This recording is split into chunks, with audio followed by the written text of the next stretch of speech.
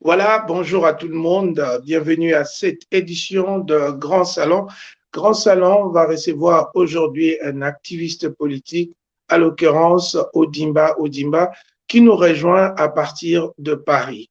Avec lui, nous allons essayer de faire un survol sur l'actualité politique en RDC, mais bien entendu, le point focal, point focal, j'allais dire le plus important, c'est un peu ça répéter, mais sera la censure de la chanson Mama Yemo de Karmapa. Alors voilà, donc bonjour Monsieur Odimba. Bonjour Papa Bolia, bonjour et bonjour aussi aux gens qui vont nous suivre. Merci pour votre invitation. Alors merci aussi de l'avoir accepté. Alors Monsieur Odimba, vous êtes activiste politique, mais vous avez aussi d'autres casquettes. Oui, je suis un combattant comme les autres le disent et je suis aussi président de l'Association congolaise d'aide aux victimes de massacres, l'association qui milite ici à Melun pour la justice de tout ce qui s'est commis en République démocratique du Congo. Nous faisons un grand travail et je profite de votre antenne pour dire à nos compatriotes qu'aujourd'hui, demain, pardon, à partir de 9h30, à Melun, notre ville, la ville a organisé une marche en soutien du docteur Denis Mukwege par rapport à ces menaces de mort. Et j'invite la communauté congolaise de l'agglomération Melun-Val-de-Seine, ceux qui auront le temps, parce que je sais que nous, peuple congolais, nous travaillons beaucoup, ceux qui auront le temps de passer vers 9h30, de venir très nombreux soutenir cette initiative de la mairie de Melun. Merci encore pour votre affiche. Alors, quand vous dites, Monsieur Odimba, que vous travaillez pour des choses qui se passent au Congo, qu'est-ce que vous voulez dire exactement? Ben, comme peut-être les autres le savent et les autres ne le savent pas, il y a plus de 3 décennies que le peuple congolais est meurtri, que nous sommes meurtris, et silence radio de la communauté internationale. C'est pour cela, nous, étant que dignes fils de cette mère, nous sommes obligés de dénoncer ce qui se passe, parce que le moyen que nous avons, l'unique moyen que nous avons de faire quelque chose pour notre mère, la République démocratique du Congo, c'est de dénoncer. Si on avait des armes, peut-être on pouvait faire quelque chose. Si on avait de l'argent, on pouvait faire quelque chose. Mais comme on n'a que notre bouche, on n'a que peut-être des démarches à faire, nous sommes en train de faire des démarches. Là, on avait déjà commencé depuis l'année dernière une plainte contre le présumé coupable, M. Hippolyte Kanambe alias Kabila, que nous allons déposer avec d'autres associations de victimes, les associations des enfants de Chebeya, d'Armand Tungulu. Nous travaillons avec eux aussi et aussi quelques membres de mouvements citoyens comme la Lucha, Filimbi et tous les autres. Nous préparons de, de, de choses très importantes afin que justice soit rétablie en République démocratique du Congo. Et qu'est-ce que vous reprochez exactement à Monsieur Joseph Kabila? Ben, ce que nous reprochons aujourd'hui à M. Joseph Kabila, c'est 18 ans de règne. Nous n'allons pas oublier que 18 ans de règne de Kabila, nous avons eu au moins 12 millions de Congolais qui ont été tués pendant son règne. Et tant que garant de la nation et des institutions, il doit s'expliquer par rapport à tous ces tueries et par rapport à tous ces massacres. Ok, voilà, donc vous voyez déjà que nous avons affaire à un activiste politique, donc on commence bel et bien l'émission avec des attaques dirigées vers le régime de Kinshasa. Mais aujourd'hui, essentiellement, Monsieur Odimba, nous voulons parler de la chanson Mama Yemo de Karmapa, cette chanson que beaucoup de gens aiment, parce que Mama Yemo, il faut le rappeler, historiquement, c'est là où la plupart des Quinois sont nés. Est-ce que vous pouvez un peu nous parler historiquement de cette institution sanitaire? Bon, là, aujourd'hui, je vais intervenir étant que fils d'un travailleur de Mama Emo.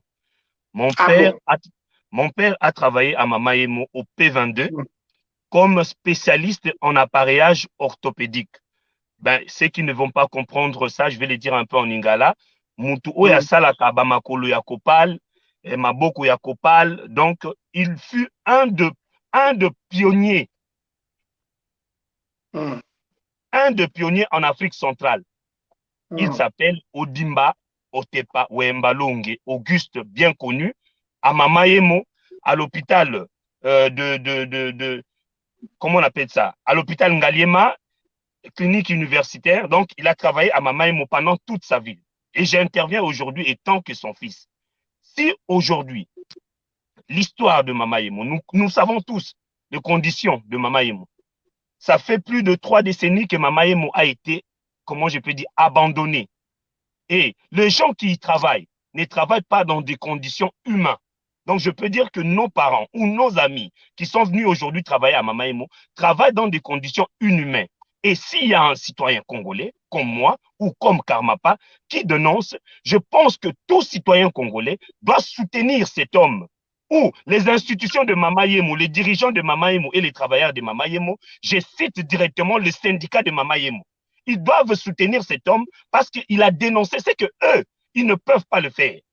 Ce que eux n'ont pas pu faire.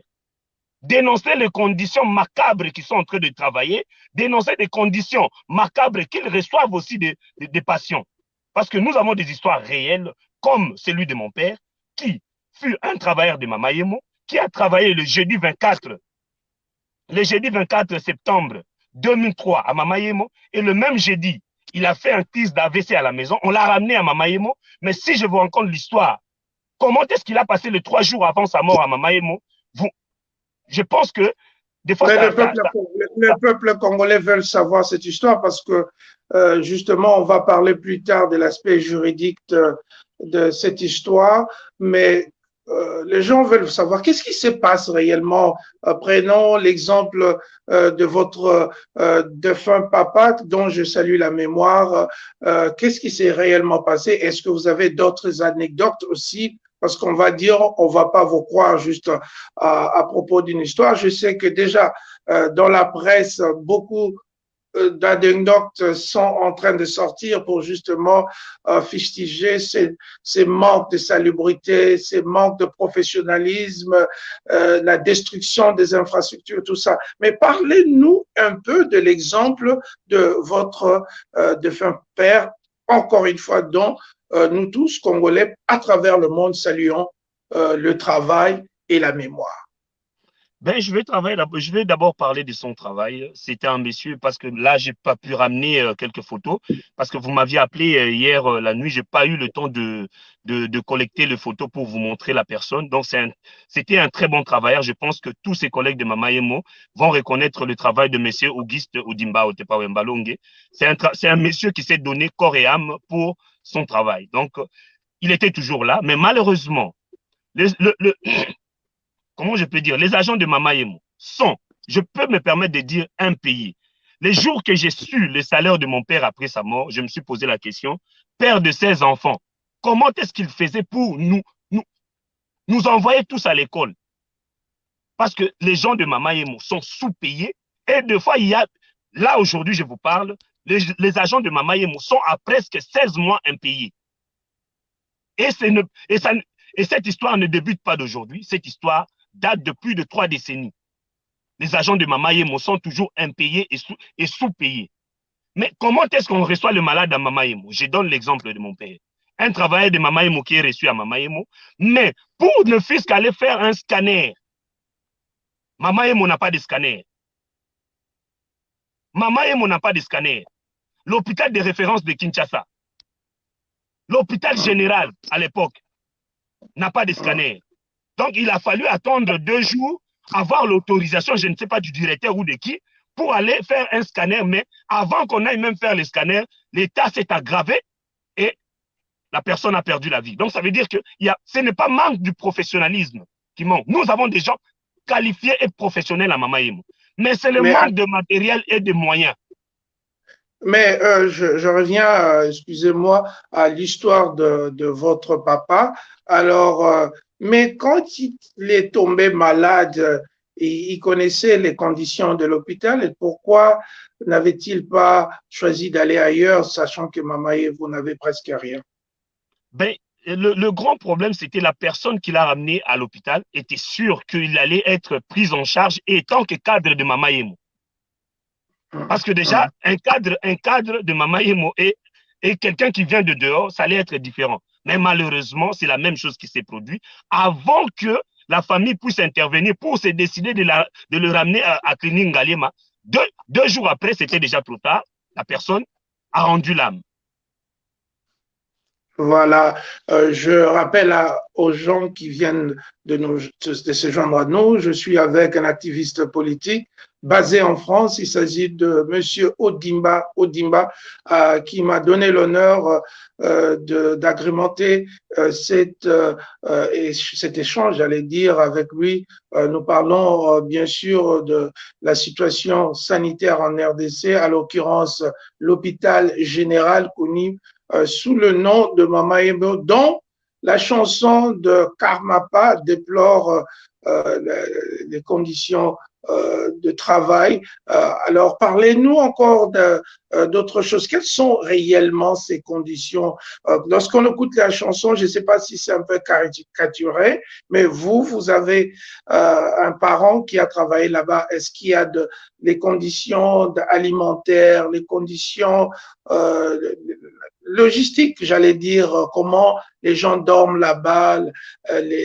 On parle notamment dans la chanson de Karmapa de conditions très péjoratives, de cadavres qui restent là pendant longtemps, parfois sans électricité. Quelles sont toutes ces choses-là que la chanson nous décrit?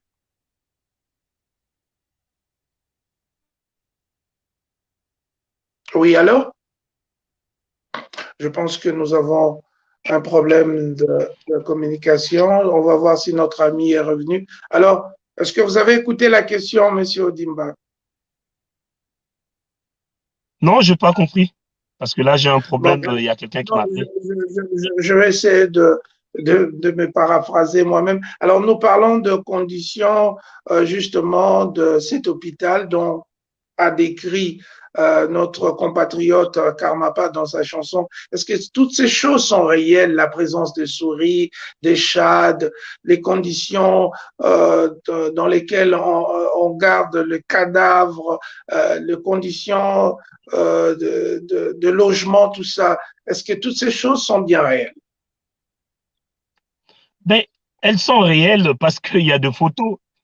Il y a des gens qui y vivent, des malades, des professionnels qui sont là, qui sont en train de vivre ces conditions.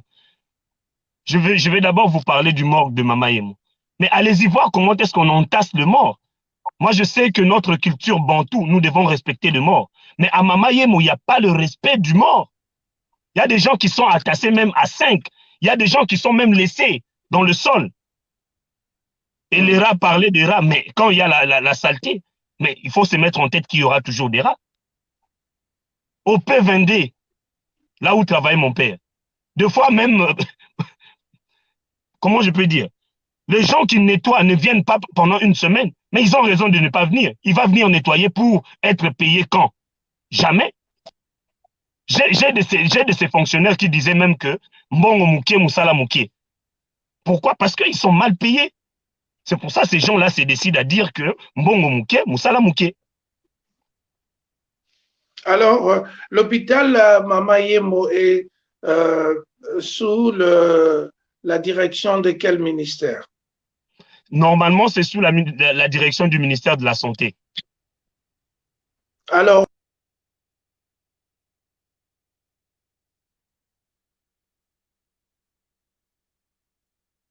j'ai pas compris votre question là, vous êtes parti, peut-être question de réseau ou quoi, mais j'ai pas compris la question. Le grand problème est la direction de Mama Yemo. Moi, mon grand problème, c'est avec la direction de Mama Yemo.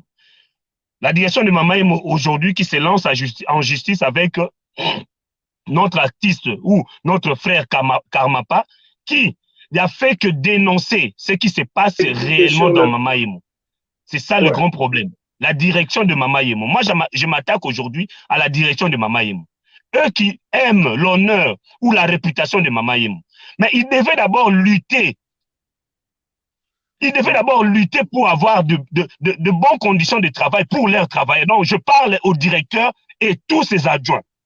Eux, ils aiment la réputation. Ils sont en train de défendre la réputation de Mama Yemo. Mais s'ils aimaient réellement Mama Yemo, ils devaient d'abord lutter pour le bon fonctionnement de la chose qu'ils aiment beaucoup. Les gens sont impayés. Les conditions de travail, impossibles. Les conditions sanitaires, allez-y voir les toilettes de Mama Yemo. Mais c'est insupportable. C'est impraticable. Mais toutes ces choses, la direction est au courant, même le ministère Eteni, le ministre Eteni, est au courant de ce qui se passe à Mamaïmo. Mais s'il y a un citoyen congolais qui dénonce ce qui se passe à Mamaïmo, parce qu'après tout ce qu'on vient de voir, les théâtres de chez eux qui nous ont fait vivre, de ces procès de 100 jours, ce n'est pas le moyen qui manque à l'État congolais pour peut-être, comment je peux dire, pour construire d'autres hôpitaux ou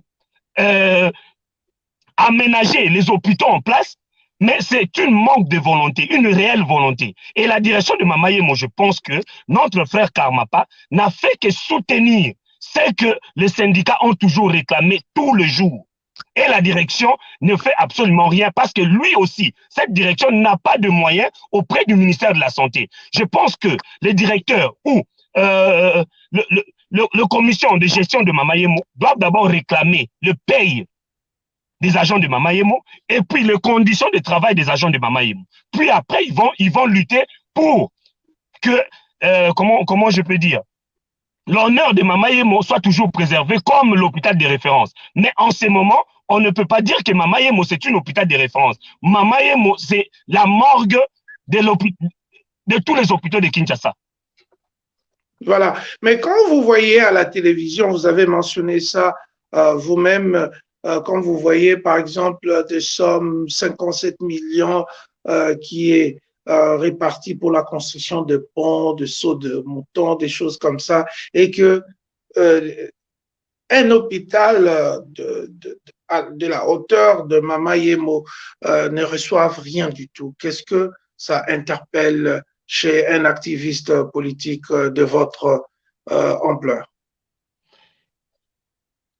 Ça reste à désirer et directement on s'est dit que c'est de la politique politicienne, plaire aux gens qui ne comprennent pas la politique. Parce que là, quand on construit des ponts, on construit des routes, le peuple, le citoyen lambda, qui ne connaît pas ses droits, parce qu'ils ont abruti la population. Parce qu'un peuple qui connaît ses droits, sait que construire des routes, c'est une obligation. C'est un devoir pour les dirigeants. Et ce n'est pas un aubaine. Donc, ce n'est pas que quand on construit des routes, Oumela, Béton ou Chinarambo, non.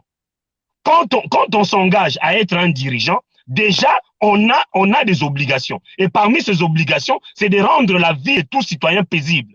Mais malheureusement, nous avons été habitués pendant comment je peux dire, depuis l'accession de Mobutu au pouvoir, tout est fait à dialélotisme. Donc, tout ce qui est fait, même construire un petit pont de 2 mètres, président Oumela, inaugurer en boîte de nuit, le président doit venir. Donc, nous avons été habitués à des chantages ou à la culte de la personnalité. Et malheureusement, ce n'est pas ça, ce n'est pas comme ça que le pays va se développer. Nous devons laisser les actions parler d'eux-mêmes. Un président qui construit, comment je peux dire, un forêt qui tombe fait plus de bruit qu'un arbre qui pousse. Donc, quand l'arbre pousse, ne fait pas de bruit. Mais quand ça tombe, ça fait beaucoup de bruit. C'est pour ça que vous voyez que on ne bâtit absolument rien, mais on fait beaucoup de bruit. Et comme nous, peuples, nous sommes habitués, on a été laissés tout seuls. Parce que le peuple congolais, depuis les années 80, nous sommes une génération, 70 ou 75, nous sommes une génération sacrifiée par nos pères et l'éducation, elle a été sacrifiée, la santé, sur tous les aspects. Et le peuple congolais ne se retrouve plus. Le peuple congolais est resté dans cette culte de la personnalité. Le peuple congolais n'attend que des autres, n'attend que de l'autre, au lieu d'attendre que les institutions fassent son travail. Voilà. Alors, mais parlons justement, si vous permettez, Ondimba, de ces domaines de santé. Tout le monde le sait que les développements viennent avec l'éducation et la santé, parce qu'on éduque les gens pour que ces gens deviennent intelligents, capables de créer des idées, de l'emploi, tout ce que vous voulez, et aussi la santé, parce que vous avez besoin de gens qui sont intelligents, mais des gens qui ont une bonne santé pour vivre et travailler le plus longtemps possible. Mais nous remarquons que dans notre pays, le budget alloué à la santé et moins de 5%. Avec un budget de 5 milliards, vous voyez très clairement que 5%, je pense, c'est aux alentours de 500 millions, c'est-à-dire quand vous divisez par la population aujourd'hui estimée à 85 millions, c'est comme 100 millions. 5 dollars par personne par année. Qu'est-ce que ça vous dit sur le sérieux des gouvernements respectifs congolais quant au développement du pays lorsque ces deux domaines fondamentaux, c'est-à-dire l'éducation et la santé, sont le plus négligés de tous les domaines? Moi, je pense qu'à mon humble avis, c'est fait exprès. Parce que un régime irresponsable profite que le peuple ne puisse pas être éduqué, afin qu'il puisse mater ce peuple. Parce qu'un peuple instruit, un peuple éduqué, c'est un peuple qui va beaucoup revendiquer parce qu'il connaît ses droits et il connaît aussi ses devoirs. Donc, nous devons, ça c'est selon eux, hein, nous devons d'abord déstabiliser l'éducation pour que le peuple ne puisse pas réclamer. Et pour la santé, mais la santé, quand tout le monde va bien, aujourd'hui nous avons le président de la République, à ma grande surprise, qui est en Belgique pour des soins. Et nous savons que ces voyages coûtent 2 millions de dollars et qu'on peut verser tranquillement à Mama Yemo pour le rendre propre, quelque chose comme ça. Voilà. Ben, à ma grande surprise, le président en Belgique pour des soins, mais le voyage coûte 2 millions. Peut-être ces 2 millions pouvaient acheter de matériel ou assainir l'aspect de nos hôpitaux. Mais malheureusement, bon, pour revenir à votre question, quand on parle de la santé... Une question brutale et combiner ça avec votre réponse. Est-ce que c'est de la mauvaise foi de la part des dirigeants ou c'est pratiquement de l'ignorance avérée? De l'ignorance, non. C'est vraiment de la mauvaise foi. De l'ignorance, non. Parce qu'ils savent qu'un jour, ils vont tomber malades. Donc, ça veut dire que moi, je sais que je vais tomber malade et tant qu'un dirigeant, je fais des efforts pour avoir des hôpitaux qui vont un jour m'accueillir. Nous avons été en Angola pendant plusieurs années. Nous avons vu comment est-ce que l'Angola a construit des hôpitaux. Parce qu'aujourd'hui, on nous dit en Angola, il n'y a pas des hôpitaux, il n'y a pas des hôpitaux. Nous avons vécu là-bas au moins 5 ans. On a vu comment est-ce que l'Angola a construit des hôpitaux, comment est-ce qu'elle a construit des écoles pour leurs enfants. Parce qu'avant, il n'y en avait pas. Mais maintenant, le gouvernement s'est donné le moyen, s'est doté des moyens pour construire des hôpitaux, pour construire des écoles. Donc, c'est clairement que ce n'est pas de l'ignorance, mais c'est de la mauvaise foi. Parce que la santé et l'éducation ne vont pas faire du bruit. Mais le pont, le route ou peut-être d'autres choses qui sont visibles, ça va faire beaucoup de bruit et les fanatiques vont profiter pour faire leur dialélotisme. OK. Voilà. Et par rapport aux dirigeants, le ministère de la Santé, le budget qui est de moins de 5%, voilà, vous êtes activiste politique. Si vous devez vous adresser au ministre de la Santé aujourd'hui, parce que nous allons parler aussi sur le plan juridique, c'est-à-dire le ministère de la Justice, la censure et tout ça. Mais au ministre de la Santé, premièrement, qu'est-ce que vous lui direz aujourd'hui et aussi, bien sûr, au président actuel? Bon, monsieur Bolia, je vais d'abord un peu être hors votre question. Tout commence par la légitimité et la crédibilité. Un État ne peut pas se construire sur des accords parce que ces accords ne vont pas permettre la bonne marche de l'État. Monsieur Chilombo, le président de la République démocratique du Congo, élu ou pas élu, mais c'est lui qui est le président de la République du Congo. Comme il a malheureusement fait des accords avec un diable qui est Hippolyte Kanambe, aujourd'hui, je ne pense pas que le père ou les gens du FCC vont laisser que ces messieurs et son groupe puissent travailler dans la sérénité. Donc, tout commence d'abord par la légitimité. Le président ou l'accession du président au pouvoir n'a pas été normale.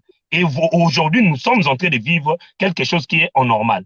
Donc, Déjà, tout commence par là. La fausseté commence par là. Et le ministère, vous citez des millions, mais le Congo ne manque pas de millions. Les millions sont en train de s'empocher par les individus. Mais c'est Albert Yuma qui a empoché au moins 300 milliards ou 300 millions de dollars. Cet argent, est-ce que l'État a fait des... Voilà, donc je pense qu'il y a un petit incident d'Internet. Nous allons être patients jusqu'à ce que notre ami Odimba, pour très savoir où est éloigné. Oui, alors, parti cet oui. argent? Zéro. Mais quand... Encore une fois, il y a de petits soucis de connectivité, mais vous savez, il va nous revenir bien sûr avec force pour continuer son argumentaire. Nous parlons bien entendu de la chanson Mama Yemo. Mama Yemo, écrite par Kamarpa, une belle chanson avec une thématique extraordinaire. Parce que Mama on Yemo, nous dit que le rappelez-vous, c'est... budget de la santé et de l'éducation... Voilà, donc Mama Yemo, c'est l'hôpital de référence de Kinshasa. Beaucoup de Quinois se réclament de cet hôpital. Beaucoup de Quinois sont bien entendu bien nés là-bas. Voilà, je pense que vous êtes revenu, sûrement que vous avez reçu d'appels téléphoniques ou WhatsApp, quelque chose qui ont interféré avec votre prestation. Allez-y, mon ami Odimba. Ben, comme j'étais en train de dire, l'argent qui est volé ou qui est détourné par nos dirigeants, cet argent pouvait servir à, à, à, à faire d'autres choses. Mais malheureusement, comme l'accession au pouvoir de notre ami Chilombo a été, comment je peux dire, une tricherie, c'est pour ça que nous sommes en train de vivre ce que la tricherie ou le mensonge peut rapporter dans un État. Donc, le ministre peut avoir cette réelle volonté de faire quelque chose, ou le président peut avoir cette réelle volonté de faire quelque chose. Mais le FCC, qui est là, parce que moi, je suis sûr et certain que le FCC fait tout pour que M. Chilombo ne puisse pas faire bien son travail, afin que 5 ans après, parce que là, le Voilà, peuple s'est plaint déjà. Le peuple est en train de se plaindre, le peuple, ça, c'est plein. Oh là là. voilà, donc Aïe, aïe. je comprends. Oui, peut-être des amis n'étaient pas au courant que vous allez parler avec Grand Salon aujourd'hui. C'est pas grave. Nous sommes dans le mode de confinement, donc beaucoup de gens s'appellent pour parler. Alors, la question que je veux vous poser, mais je sais qu'au niveau de la diaspora, les résistants, les combattants, les activistes politiques, vous avez pris une position très dure envers le musicien congolais dont les prestations ont été interdites pendant une décennie et tout ça. Aujourd'hui, lorsque la censure de la chanson Mama Emo a été déclarée, on l'a su au niveau de la presse et tout, mais il n'y a aucune réaction de ces musiciens congolais. Réaction, je vais dire, de soutien, de solidarité à Karmapa. Mais nous voyons le silence est pratiquement radio. Qu'est-ce que cela veut dire? Ben là, ce qui se passe, c'est le chacun pour soi. Donc, Eko est lié et ça ne me regarde pas. Ça, c'est ses affaires personnelles. Or que malheureusement, ce n'est pas ses affaires personnelles. C'est l'affaire de tout un peuple. Parce que les conditions de travail de nos frères et sœurs, les conditions où nos frères et sœurs sont accueillis dans nos hôpitaux, c'est pas seulement Mama Yemo. Mama Yemo, c'était juste faire une référence de Ouais. conditions de nos hôpitaux. Parce que vous allez même aux cliniques universitaires, c'est la même chose. C'est des conditions très difficiles. Et moi, je pense que Mama Yemo n'a été que, comment je peux me permettre de dire, un exemple pour signifier des conditions de travail de nos frères et sœurs et les conditions de pratique de leur métier, qui est la médecine. Et si le musicien congolais, comme nous l'avons toujours dit, ne sont pas là pour le peuple congolais. Or que, avant de devenir star ou célèbre, c'est un peuple qui vous élève. C'est ce que nous reprochons toujours à nos musiciens. Pour être star comme vous êtes aujourd'hui, c'est un peuple qui vous a donné cette opportunité. Parce que si nous, peuple congolais, nous n'avons pas aimé votre musique, vous ne serez pas devenu ce que vous êtes aujourd'hui. Et si le peuple congolais est dans des difficultés, le peuple congolais est meurtri, nous pensons que, étant que peuple, parce qu'avant d'être star, avant d'être musicien, vous êtes peuple comme nous. Vous devez aussi vous indigner et dénoncer ce qui se passe, afin que tout le monde sache que quelque chose ne va pas en République démocratique du Congo. C'est très paradoxal d'ailleurs de voir que c'est vous, encore une fois, les activistes politiques qui viennent pour défendre des musiciens, alors que cette histoire, premièrement, affecte leur secteur. Papa Bolia, je ne veux pas vous couper la parole, mais je vais vous dire que nous, résistants combattants, nous n'avons jamais été contre la musique congolaise, ni contre le musicien congolais. Je vais vraiment souligner cet amalgame. Nous ne sommes pas contre le musicien congolais et ni contre la musique congolaise. Nous recadrons deux fois le musicien congolais parce que le peuple a besoin de ces musiciens. Aujourd'hui, ça fait plus de 3 décennies que la diaspora, nous sommes dehors. Vous et moi et tout le monde, nous sommes dehors. Ni un mouvement de la communauté internationale. Mais voilà un monsieur, Dr Denis Mukwege, le prix Nobel de la paix, qui parle, et c'est le monde qui s'indigne. Ça veut dire que nos musiciens, si aussi ils se mettent dans cette action de parler, de dénoncer, le monde aussi va s'indigner. Parce qu'imaginez-vous, Fally Ipupa ou Koffi Olomide ou Ferré et tous les autres, pour ne pas être fanatiques, se décident aujourd'hui de commencer à dénoncer ce qui se passe au Congo, comme le fait de fois Koffi Olomide. Il le parle, mais il n'accentue pas son idée de dénoncer que ça ne va pas. Il y a malgouvernance, il y a l'instabilité sociale, il y a l'instabilité politique, il y a l'instabilité économique. Mais tout le monde saurait qu'en République démocratique du Congo, ça ne va pas. Parce que les artistes congolais ont dénoncé.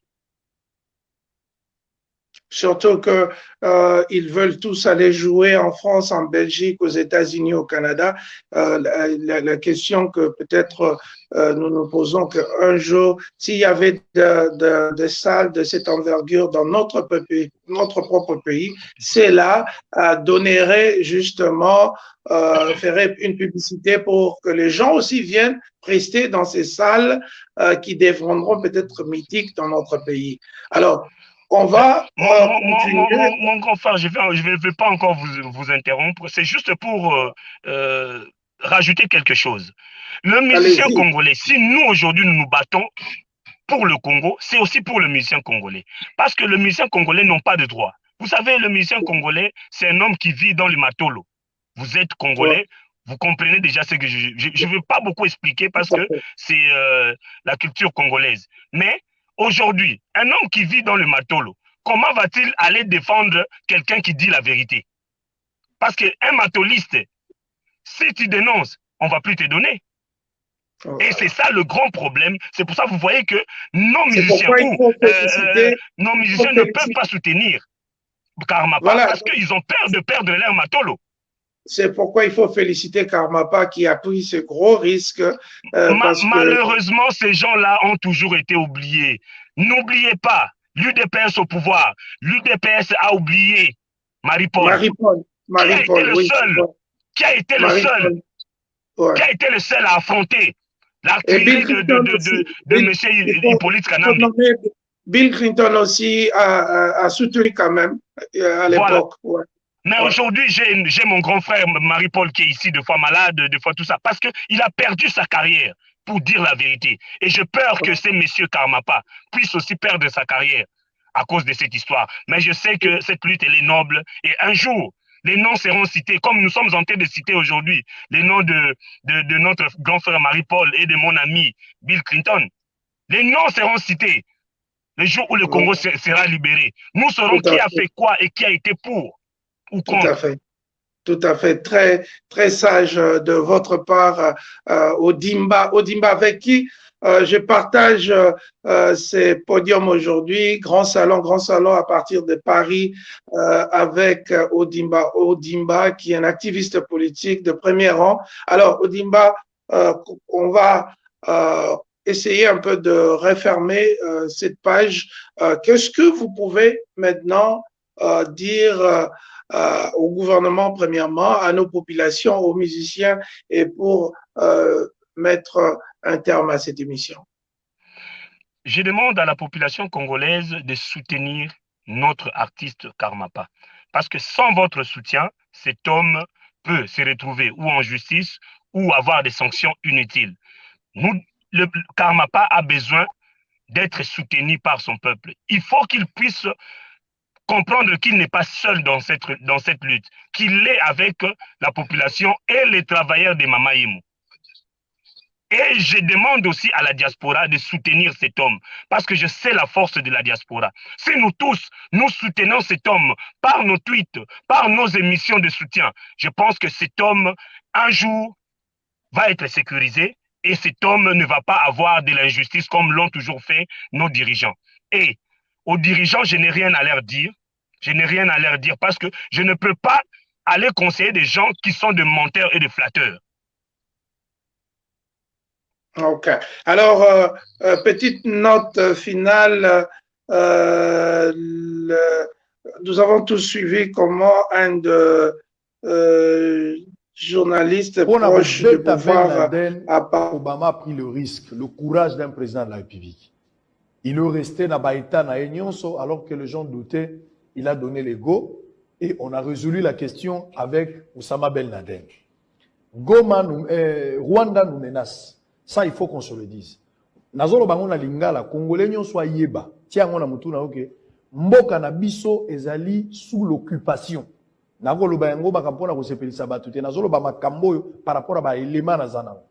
Parce que na kati ya mboka na biso ba Rwandais bazali, ba Burundais bazali, ba Ougandais bazali, ezala na armée, ba Centrafricain bazali.